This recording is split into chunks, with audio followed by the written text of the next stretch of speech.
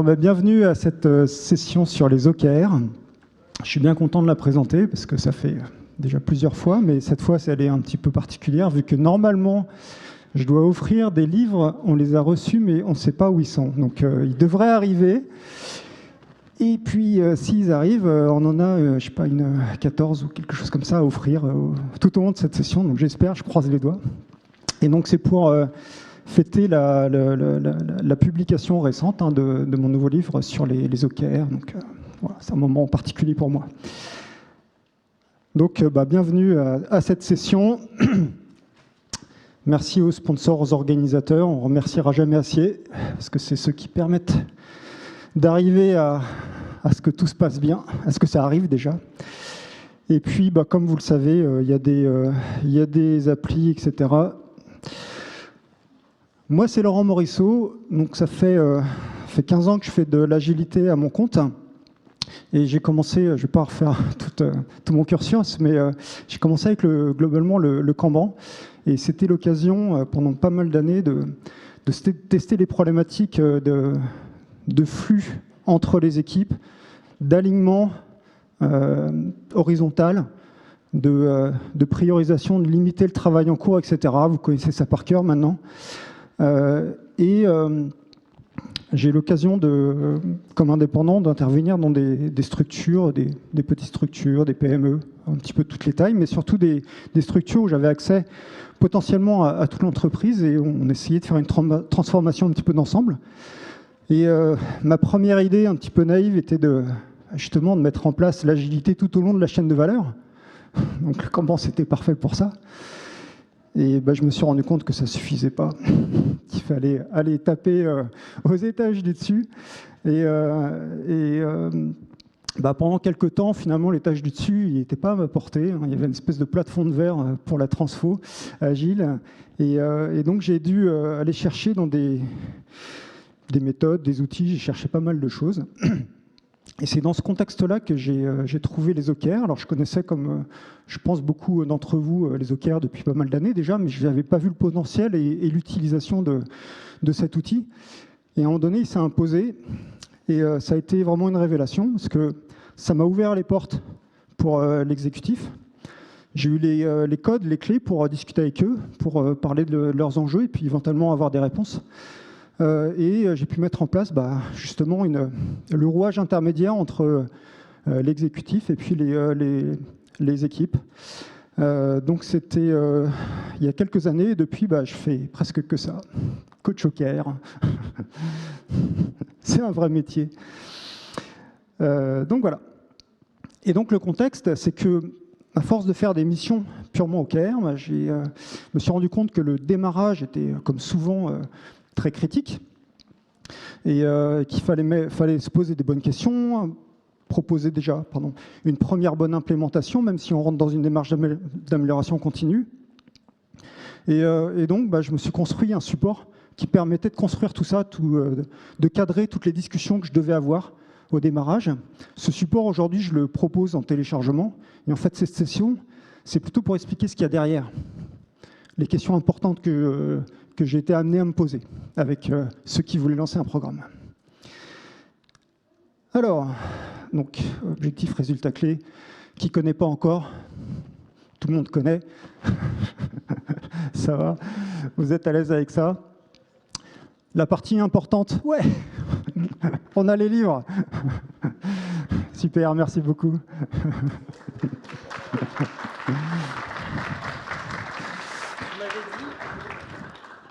Tu m'avais dit 10 minutes, et ça fait 3 minutes. Écoute, c'est parfait, c'est parfait. Je te remercie beaucoup.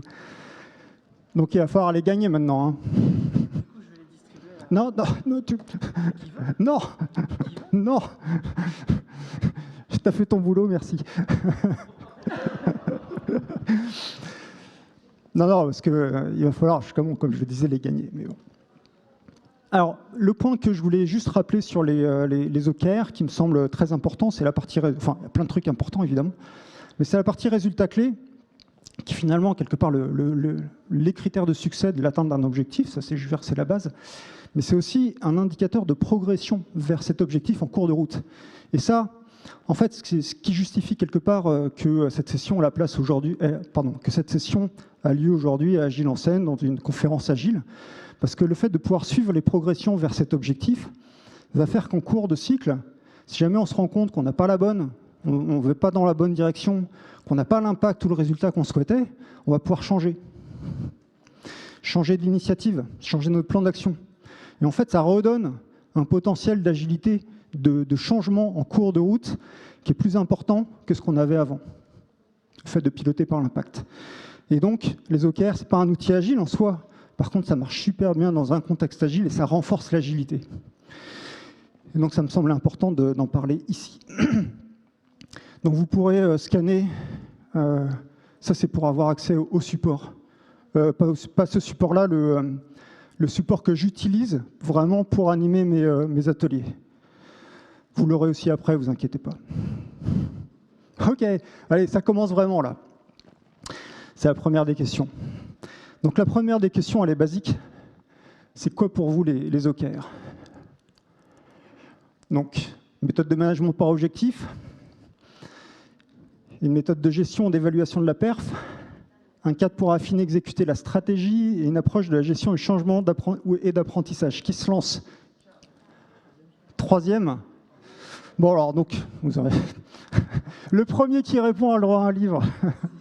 Il y a 12 questions, vous aurez votre chance. Alors, il y a 4. Les premières, c'est un petit peu l'héritage des OKR. C'est issu du management par objectif. Par contre, on s'en est désolidarisé à un moment donné, parce que c'est plus trop ça. Pourquoi on se pose cette question? Elle est juste basique, on sait tous qu'il faut commencer par le pourquoi. Ce qu'il y a, c'est que implémenter les OKR pour exécuter la stratégie ou pour évaluer la performance des individus, l'intention est juste pas du tout la même. Et la manière dont ça va être reçu, non plus. Et donc, le fait est que, en fait, il n'y a aucune instance, il n'y a aucune grande instance des OKR, comme la Scrum Alliance ou Scrum Org, etc., qui donne une définition un petit peu officielle. Et donc, tout le monde y va de sa définition, moi aussi, hein, d'ailleurs, comme tous les autres. Et donc, pardon, je suis en train d'embêter la caméra, là. Je vais essayer de rester à peu près au même endroit. Et donc, il faut préciser qu'est-ce qu'on entend par OKR, c'est la base. Et donc derrière, on va découler de ça, pas mal de choses très structurantes. Donc déjà, on se met d'accord. OK. Et pourquoi on va les mettre en place? Donc il y a des vraies réponses, parce que le boss a lieu. Ah, attendez. J'ai rien vu encore, j'ai rien vu. Pourquoi le boss a lu un livre? Parce que... Bon, d'accord. 3 et 5. Allez.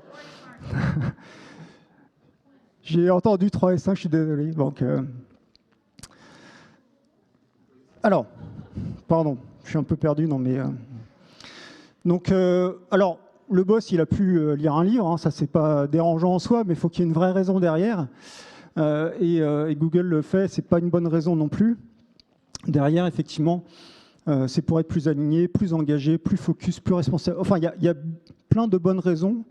Le fait est que c'est l'implémentation des OKR, il faut avoir conscience que c'est quelque chose de structurant, d'impactant. Et comme toute transformation, c'est une transformation. Ça a l'apparence de la simplicité, quelque part, mais comme toute transformation qui va nous changer, faut juste donner du sens. C'est la base. Et donc, quelque part, dans le support que je vous propose, là, je construis un petit peu la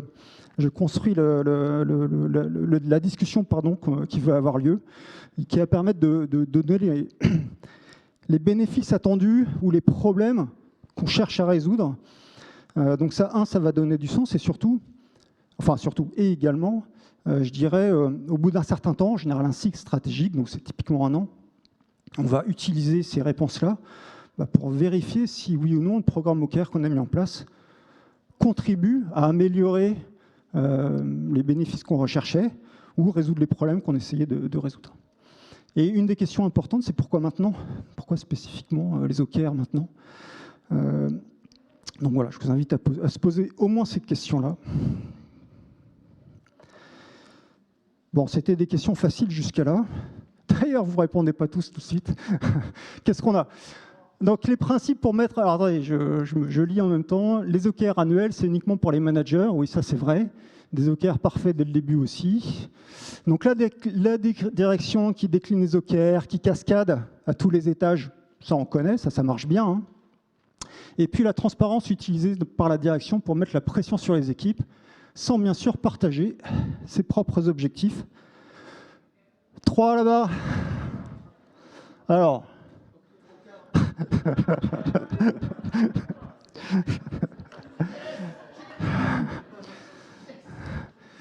Monsieur a trouvé que c'était un piège. Ça va devenir plus dur. Mais non, 3, déjà, c'est le management par objectif classique. Justement, cascadé. Bon, avec évidemment, moi je caricature ici, hein, donc j'en suis tout à fait conscient. Mais je dirais c'est plus proche du management par objectif traditionnel. D'ailleurs, entre parenthèses, les réponses que je donne, vous pouvez ne pas être d'accord avec mes réponses. Moi, je caricature, je mets un petit peu dans les extrêmes, évidemment, et puis c'est juste pour aussi le fun, mais le fait qu'on ne soit pas d'accord, ça arrive, et c'est bien pour ça qu'il faut avoir la discussion, hein. Clairement. Certaines réponses sont rédhibitoires, par contre, je ne vous le cache pas. Alors, pourquoi on se pose cette question? C'est que les OKR, ça fait 50 ans que ça existe, donc c'est vieux. Et donc ça a été créé dans un contexte qui n'est clairement plus le même qu'aujourd'hui. Donc on peut imaginer que la mise en place des OKR à l'époque n'est juste pas la même qu'aujourd'hui. C'est une évidence, et qui plus est, les OKR s'est mis en place de la start-up au grand compte, aux multinationales. Donc c'est évident que la mise en place ne va juste pas être la même.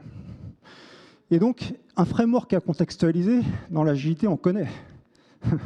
Et qu'on sait qu'à partir du moment où il faut contextualiser, il peut y avoir du bon comme du moins bon. Et la clé dans tout ça, c'est de le faire avec le bon état d'esprit, avoir bien compris les principes sous-jacents pour que justement la contextualisation marche bien chez vous. Et donc, à minima, quand j'aborde le démarrage d'un programme OKR avec les acteurs en face de moi, je vais rappeler quelques principes de fond.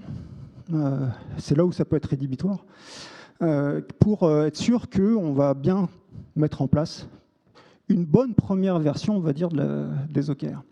Par exemple, la transparence, ça c'est quelque chose qui est nécessaire très concrètement pour les OKR, parce que les OKR ne sont plus cascadés. On va avoir un système qui marche dans les deux sens. Il y a un cadre qui est posé avec les OKR stratégiques, et puis les équipes vont proposer leur propre contribution au travers d'OKR d'équipe ou OKR tactique. Et comme ce n'est pas imposé, il faut qu'il y ait un alignement. Et l'alignement, il se fait en vertical et en horizontal. Et cet alignement se fait entre autres par la transparence. Donc c'est nécessaire. Mais aller expliquer à des exécutifs que non seulement leurs objectifs stratégiques, donc souvent financiers, soient open book pour toute l'entreprise, à la limite, ça peut passer. Quelquefois, il y a des données sensibles, bon, on s'arrange, c'est l'exception.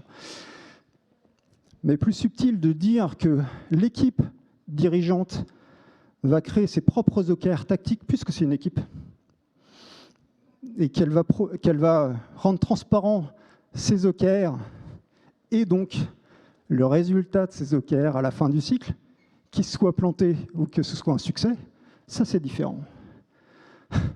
Ça pose beaucoup de questions. Et en termes de culture, il peut y avoir un choc culturel quand même, hein, de dire, OK, nous, équipe dirigeante, on s'est engagé sur un objectif qu'on n'a pas atteint.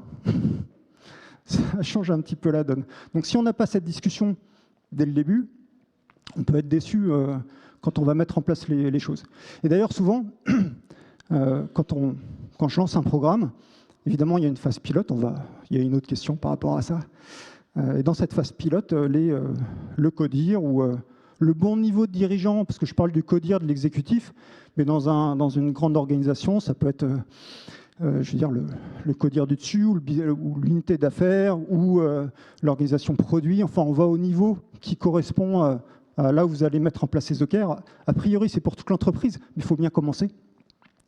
Et donc, là où on commence, bah, les dirigeants vont proposer leurs propres OKR au moins, enfin, dès le début. Voilà. Donc au moins ils sauront de quoi on parle.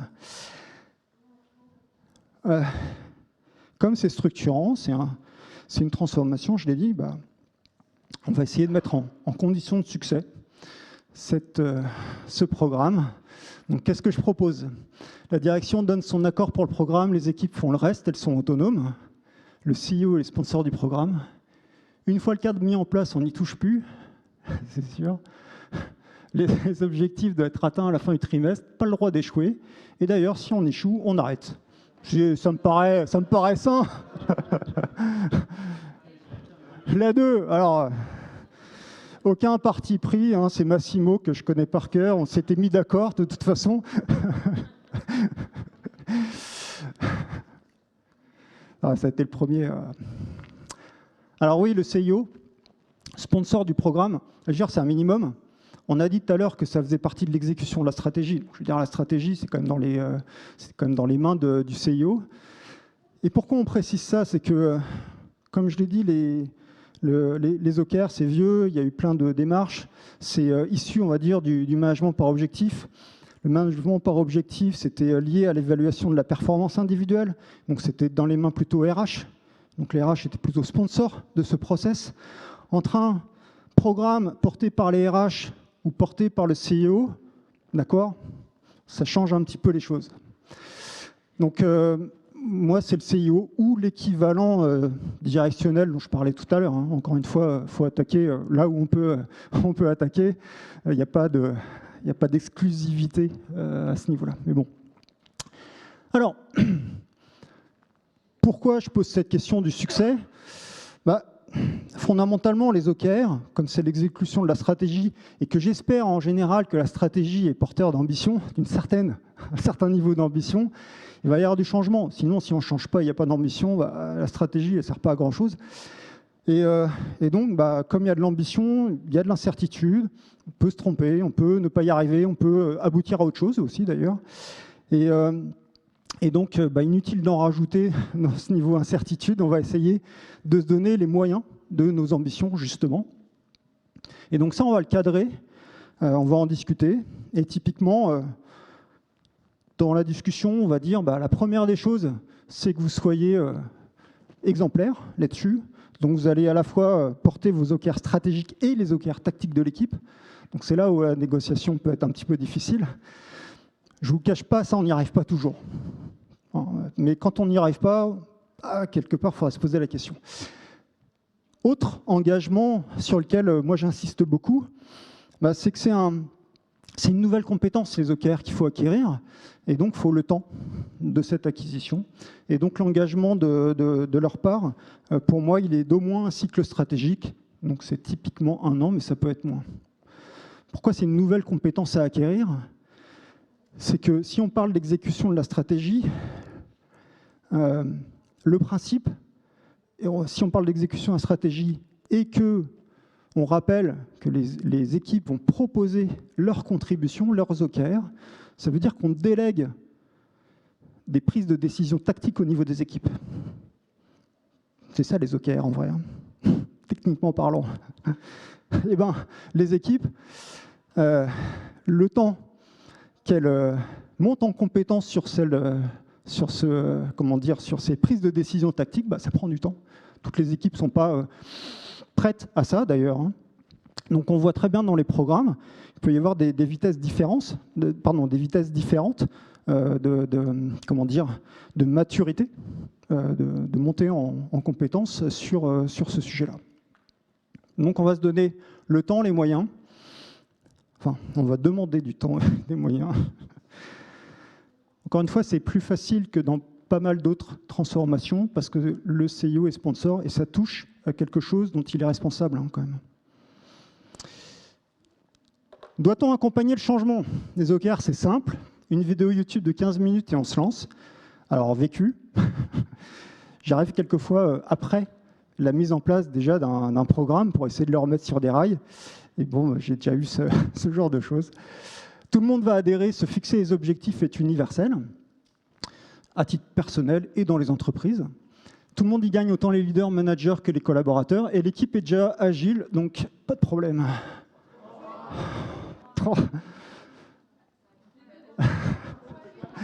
Alors, qui a une autre réponse que 3?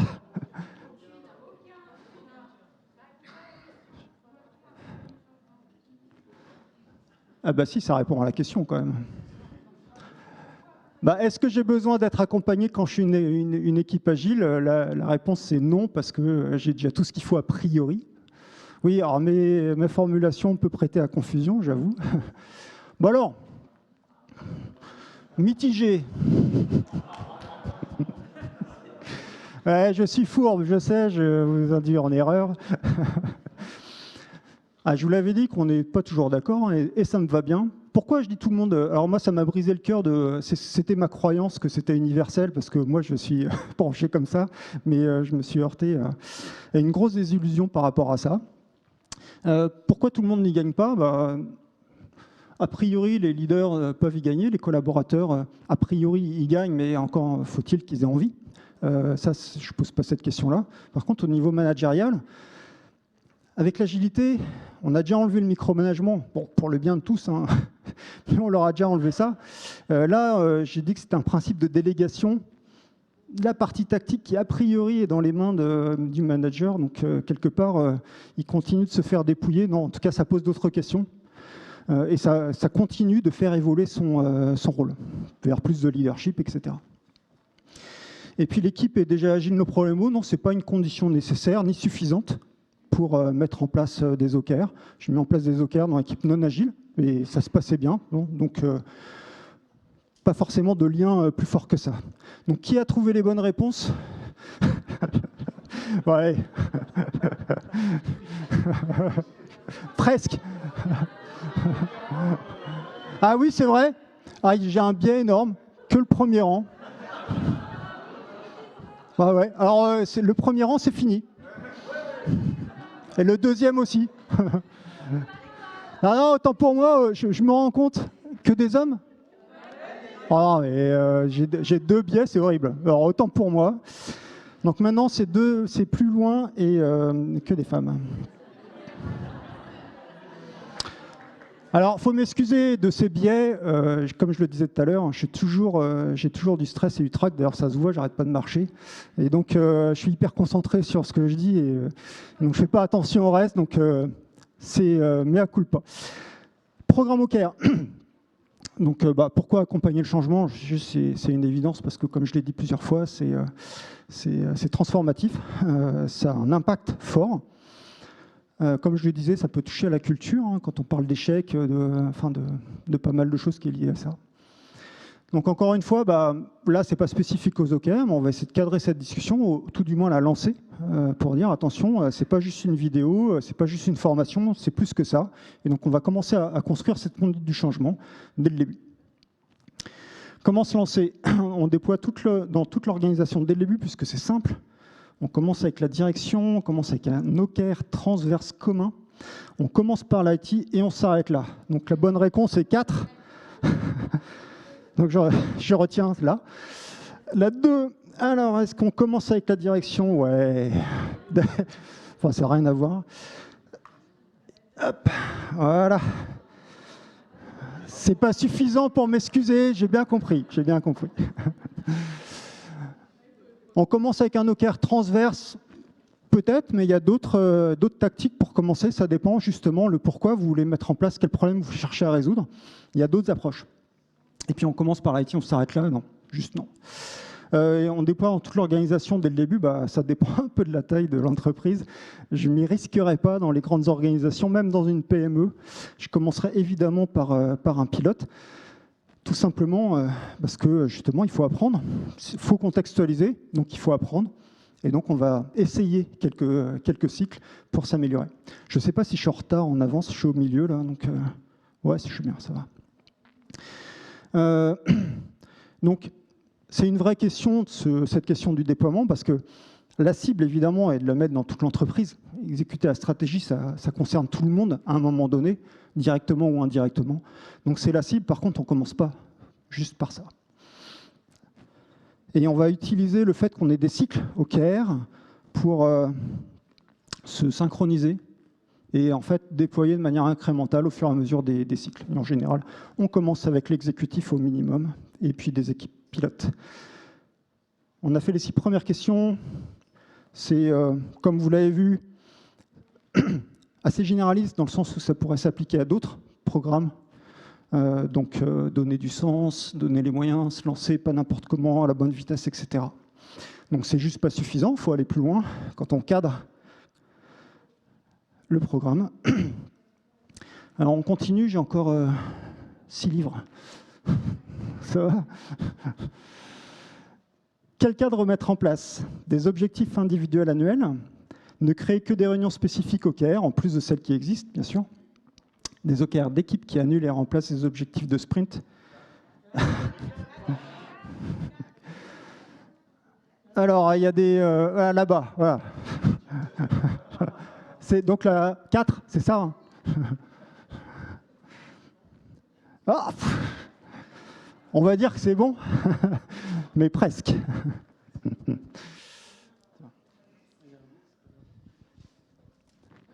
Pourquoi j'ai mis presque? Parce qu'en fait, ça c'est l'implémentation classique qu'on retrouve presque partout, qui a l'air d'être gravée dans le marbre dans certains livres, mais en fait, ce n'est pas forcément ce dont vous avez besoin. En fait, ça dépend de votre environnement. Est-ce qu'il est la volatilité de votre environnement, des prises de décision stratégiques, tout ça. Bon, bref. Typiquement, j'ai mis en place des programmes qui étaient plutôt sur des cycles semestriels, stratégiques, et puis au niveau des équipes, tous les 2 mois. C'est plus fréquent, plus cadencé, c'est plus dur, mais ça s'y prêtait mieux par rapport au contexte. Donc là, cette discussion est plus simple, mais il faut décider justement la temporalité et de la cadence de ces cycles. D'ailleurs, on n'est pas obligé non plus de partir avec 2 cycles. Je parle de cycles stratégiques et tactiques, mais on peut très bien commencer localement, juste avec des cycles tactiques. D'ailleurs, dans les startups, c'est souvent comme ça qu'on commence, parce que la stratégie dans une startup, c'est bien, mais ça change tout le temps, s'il y en a une. Donc, qui fait quoi? Alors, c'est un projet entreprise, il faut une gouvernance d'ensemble. Bon, c'est chiant ça. On est agile, chaque équipe est autonome, c'est mieux, ça décide de qui fait quoi et comment. Pas besoin de porteur d'OKR, chacun se responsabilise. Et on s'appuie sur les managers pour le déploiement des équipes. Le 1, c'est qui? C'est derrière. Hein. Alors, je vais répondre, hein, parce que, encore une fois, c'est mes réponses. On est agile, chaque équipe est autonome et décide de qui fait quoi, comment. Ouais, mais dans un cadre. Dans un cadre. On est auto-organisé, on n'est pas auto-géré. On n'est pas. Et donc, ce cadre-là, en fait, les OKR se positionnent justement en dehors des équipes. Par contre, là où les équipes sont autonomes, c'est sur le déroulé des initiatives qui doivent permettre d'atteindre les résultats. Là, au contraire, c'est là où il y a plus d'ouverture, et c'est là où ça fait encore plus le lien avec l'agilité. Alors, je ne vais pas oublier de vous le donner. En termes de parité, c'est bon ou pas? Et dans les derrière, il manque derrière.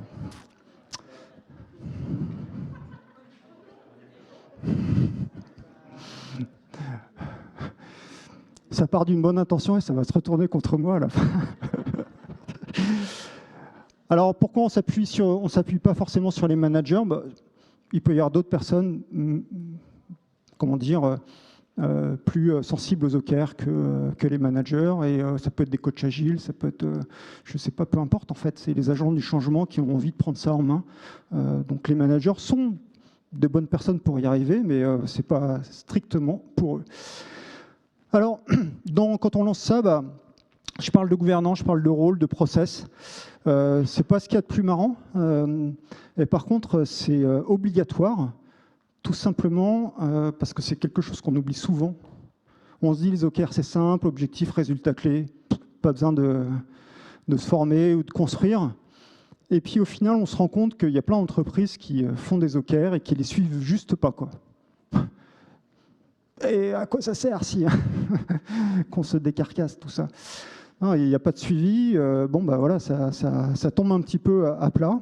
Donc malgré la simplicité, on va toujours chercher le plus simple possible dans le contexte de l'entreprise, et ben, on va mettre en place une gouvernance à minima.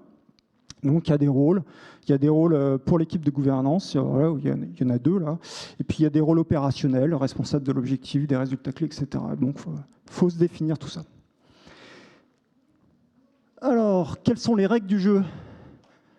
Pourquoi les règles du jeu? Alors, comme ça, je vais avoir votre attention. Pourquoi les règles du jeu? C'est simple, comme c'est un principe de délégation, il faut donner le cadre pour mettre en succès ceux qui vont être les acteurs des OKR. Et donc ces règles du jeu, c'est ça, c'est quel cadre on met pour que, en fait, ils puissent être autonomes à l'intérieur de ce cadre-là. Alors, tous les OKR sont alignés avec les objectifs stratégiques. Dès le début, les équipes définissent leurs propres OKR. Les OKR représentent tout ce qu'une équipe doit réaliser. Une équipe se concentre sur 3 à 5 objectifs et une équipe peut ne pas avoir d'OKR sur un cycle. C'est plus dur, il y a des pièges. Alors, c'est plutôt derrière, là. 1, 5. Alors, je retiens monsieur, parce qu'il est plus loin géographiquement que... C'est ça mon critère de choix. Alors, 1, oui, a priori, sauf qu'une équipe peut, à un moment donné, ne pas pouvoir être contributive de la stratégie. Et donc, dans ces cas-là, elle peut, si elle le décide, mais elle peut aussi décider de ne pas avoir d'OKR sur un cycle. Mais si elle le décide, elle peut faire des OKR plutôt en rapport avec sa mission. Comment mieux répondre à sa mission. Et donc là, on n'est pas directement aligné à la stratégie. Évidemment, on est aligné à l'identité ou la mission de l'entreprise de plus haut niveau. Il y avait 4. 3 à 5 objectifs, c'est énorme.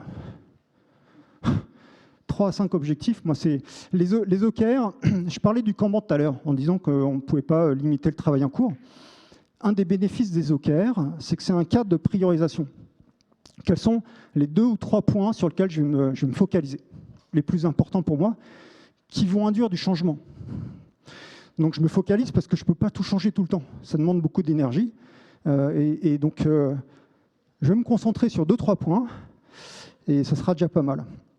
Certains coachs OKR même proposent de se concentrer sur un seul OKR par niveau. Et il y a même une méthode qui n'est pas la méthode des OKR qui s'appelle 4DX. C'est discipline, exécution, je ne sais plus le DX, qui par définition n'a qu'un seul objectif. Alors ce n'est pas exactement des objectifs, mais se concentre que sur un à la fois, quoi. Et donc, pourquoi je parlais du Kanban? C'est qu'en mettant en place ces OKR, en ayant ce cadre de priorisation qui part justement du plus haut niveau, on va réduire les initiatives stratégiques. Et donc, structurellement, on va réduire le travail en cours, quelque part. Et donc, au niveau des équipes, ça se ressentait, c'est-à-dire qu'on pouvait limiter le travail plus facilement au niveau des équipes parce qu'on l'avait fait structurellement donc au niveau de la roadmap ou d'un portefeuille. Pourquoi je dis ça? C'est que 3 à 5, c'est beaucoup. L'état de l'art, alors ça peut peut-être marcher pour vous, hein, mais l'état de l'art, on est plutôt max 3, mais plutôt en dessous. Voilà. Par contre, entre l'état de l'art et quand on commence, le problème c'est quand on commence, on se confronte un petit peu à la réalité, à l'existant, et au début, faut faire un petit peu avec. Par contre, il faut avoir en angle de mire de réduire, limiter. Et donc là, déjà, il faut un accord pour le fait qu'on va chercher à réduire les choses, quoi. J'ai donné le livre ou pas? Non. Pardon. Je savais bien qu'il me manquait un truc.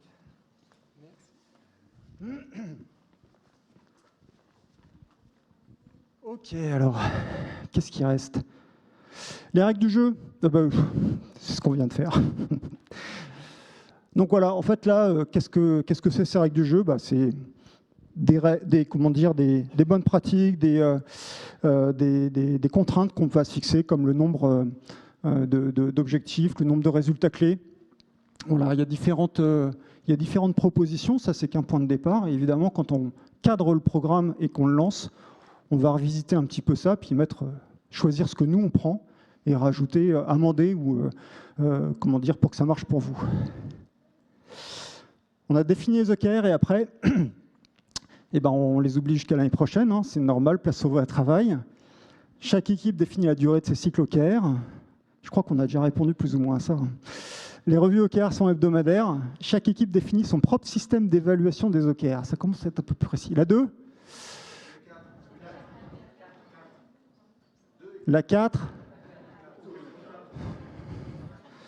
J'arrive pas à identifier. La 6 ?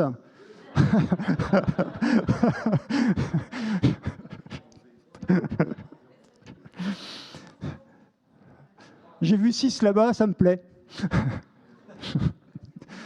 Ouais, c'est vous. Alors, c'était 4 et 2, hein, c'était ça l'idée hein, du 6. Ni l'un ni l'autre, pour moi. Mais je vais expliquer. Chaque équipe définit la durée de ses cycles OKR. Non, en fait, c'est le cadre dont je parlais tout à l'heure. C'est-à-dire que si on exécute la stratégie, évidemment, on va travailler chacun de manière autonome sur ses initiatives, mais à un moment donné, il faut qu'on se resynchronise pour qu'on reprenne des décisions sur qu'est-ce qu'on attend comme impact, comme résultat, voilà. Donc les cycles OKR sont là pour resynchroniser tout ça. On connaît, on n'est plus perturbé. SAFe propose le PI avec des cycles communs, donc voilà, c'est dans la même veine. Et puis 4, les revues sont hebdomadaires. Donc ça, c'est quelque chose qu'on lit dans les livres, Radical Focus et autres. Et c'est une très bonne pratique. Par contre, qui ne marche pas forcément partout. J'ai une équipe Scrum qui s'engage sur un objectif à 2 semaines. Est-ce qu'on va faire une revue intermédiaire ?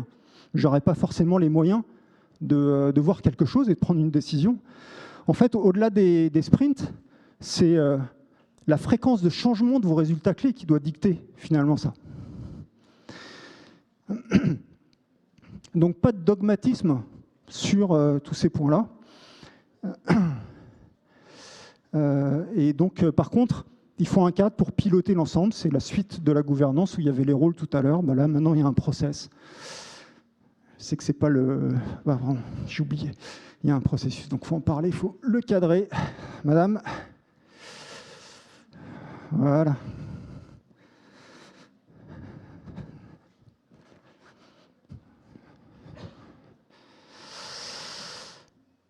Et puis, comme on est dans une conférence agile, quelle agilité pour tout ça. La direction peut changer les objectifs. En cours de cycle, on est agile. Alors, il y a de l'ironie derrière, parce que je me suis fait reprendre une fois après coup en disant, mais bon, bref. On peut changer un résultat clé en cours de cycle. Si on risque de ne pas l'atteindre, on est encore agile. Et l'équipe peut changer les initiatives en cours de cycle, on est toujours agile. Par là, je crois que j'ai...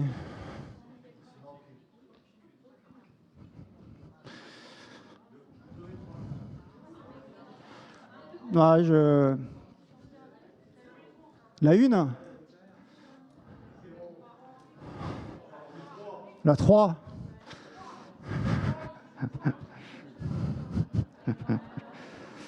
Je m'explique. Parce qu'évidemment, une réponse abrupte comme ça, on peut en discuter pas mal. Je m'explique, attention. Alors, en fait, j'avais fait le même exercice avec Anne-Gabrielle que vous avez vu ce matin sur les RATP. On avait mis 3 heures parce qu'on débattait de chaque réponse. Ça peut être infini. Alors, pourquoi j'ai répondu ça ? C'est que les objectifs, on essaye évidemment, pour piloter du changement au-delà des OKR, là, pour piloter du changement et pas subir le changement, on sait tous réagir. Par contre, pour essayer de piloter, de cadrer un petit peu tout ça, il faut qu'il y ait des choses qui soient stables. Et là, l'idée, c'est que les OKR soient a priori stables, suffisamment de temps pour qu'on puisse changer des choses en cours, tester, expérimenter et apprendre de tout ça. Et les objectifs au niveau de la direction stratégique, a priori, c'est ce qu'il y a de plus stable. Évidemment, au niveau tactique, ça peut bouger un peu plus, mais c'est pour ça que les cycles sont d'horizons de temps différents. Maintenant, ce qui est sûr, c'est qu'on n'ajuste pas un résultat clé si on n'est pas sur la bonne tendance. je vais me planter, bah, je rabaisse le niveau. Ouais, j'ai réussi. Ça, c'est juste pas possible. Ma phrase était peut-être pas claire, mais c'est ça que ça voulait dire. Non, en gros, c'est comme dans un sprint, c'est-à-dire à situation exceptionnelle, on va changer de manière exceptionnelle, bien sûr. C'est pas la question, quoi. S'il faut arrêter un cycle OKR parce que la stratégie change, en ce moment on subit des changements majeurs, bah, on arrête évidemment, ça c'est pas la question. Maintenant en nominal, ce qu'on essaye de faire, c'est d'avoir une certaine stabilité pour justement piloter du changement et apprendre le plus possible. Là où le changement réside, bah, c'est dans les initiatives.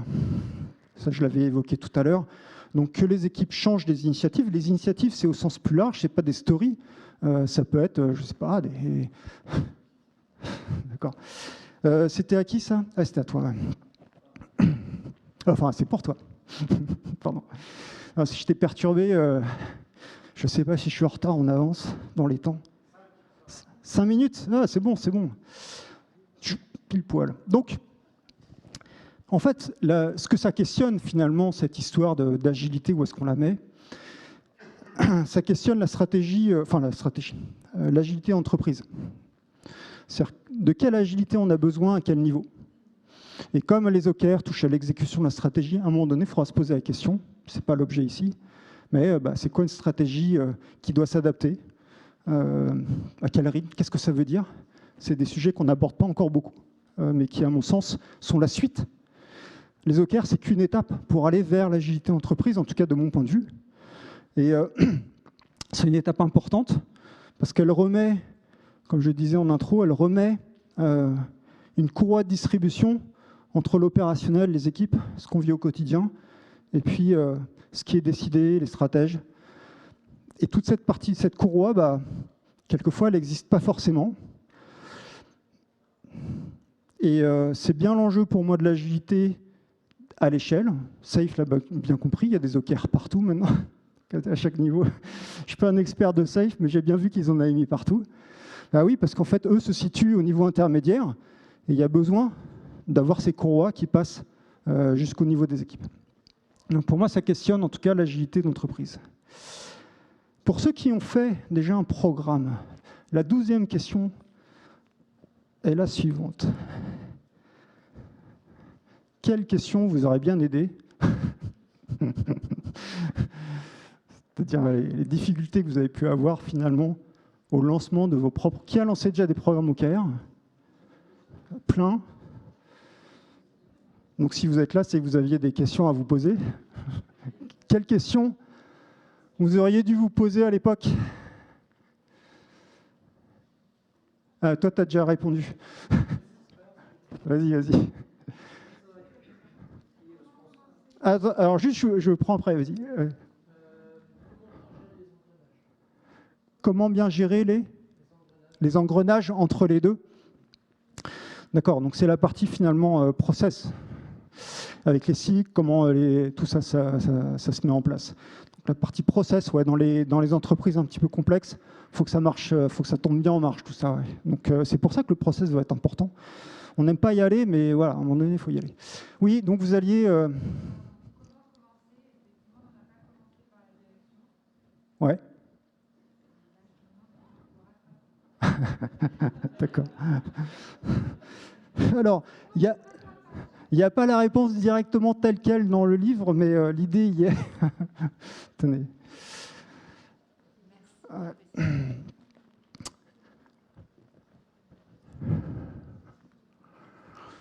Donc on a vu les 6 premières questions, et les 6 dernières, bah, vous voyez que c'est plutôt opérationnel. Donc c'est quel cadre? Gouvernance, rôle, responsabilité, process, tout ça. Pour bien se lancer, rappelez-vous que le plus important dans les OKR, puisque c'est un framework à contextualiser, c'est un principe de mise en action. On ne va pas faire bien du premier coup, c'est des compétences à acquérir, il faut trouver la bonne manière de faire, trouver les bons engrenages, choisir de bien partir. Donc le plus important, c'est le principe de mise en action et d'amélioration continue.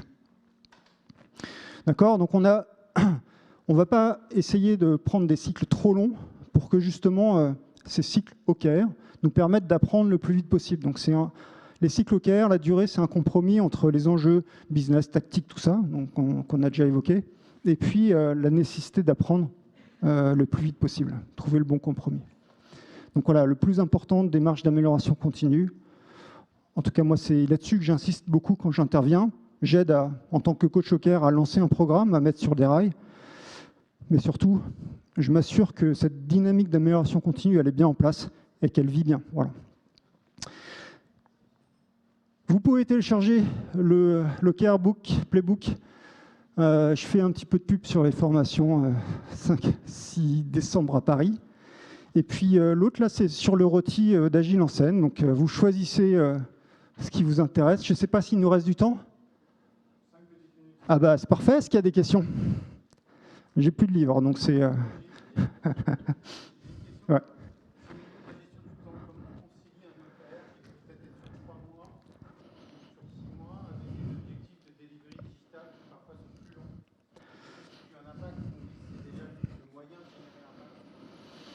Oui, ça c'est un problème récurrent.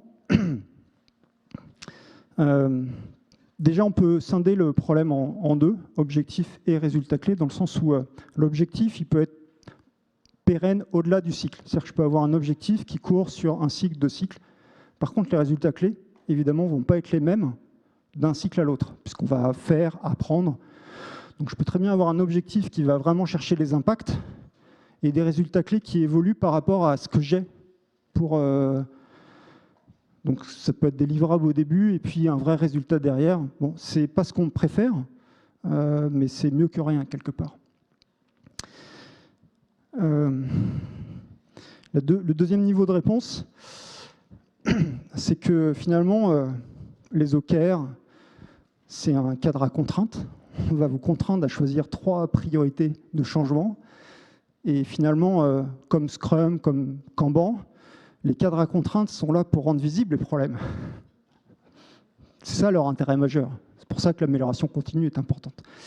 Donc là, finalement, les OKR, qu'est-ce que c'est? Ça révèle le fait que, vous le saviez, hein, mais ça le rend visible. On peut en discuter avec justement la direction, etc. Ça révèle le fait que votre temps de delivery, il est trop long par rapport à avoir des résultats tangibles sur lequel je puisse itérer au bout de 3 mois. Donc finalement, de réduire ce temps de cycle, finalement, ça peut être votre premier objectif, votre premier OKR en vrai. À vous de voir. Ce qu'on va essayer d'éviter le plus possible, c'est des résultats clés de type livrable. Parce que finalement, des objectifs avec des résultats clés de type livrable, c'est de la gestion de projet. On n'a pas besoin d'OKR pour faire de la gestion de projet. Parce que là, il y a un vrai changement de perspective. C'est la réussite, ce n'est pas les livrables. Ça, on connaît par cœur avec l'agilité. Je ne dis rien de plus avec les OKR. Ce qui est important, c'est l'atteinte de résultats qui a un impact, non pas sur le fait que j'ai livré ou pas quelque chose, qui va avoir un impact sur celui qui va utiliser, évidemment, mon produit. Donc voilà, on passe de la gestion de projet, encore une fois, au pilotage par l'impact. L'intermédiaire, c'est l'agilité où on va piloter par la valeur. Mais la valeur, c'est quoi? Ça pose d'autres questions. Une dernière question, peut-être? Oui. Ah non, il y en avait une, pardon, là-bas. Excusez, je suis désolé. Ouais.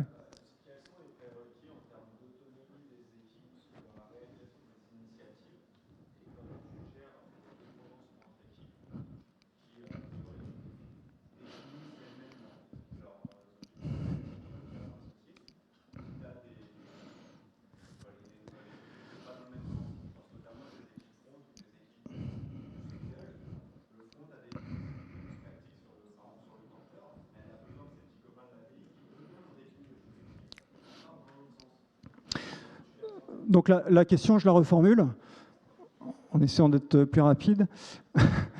C'est comment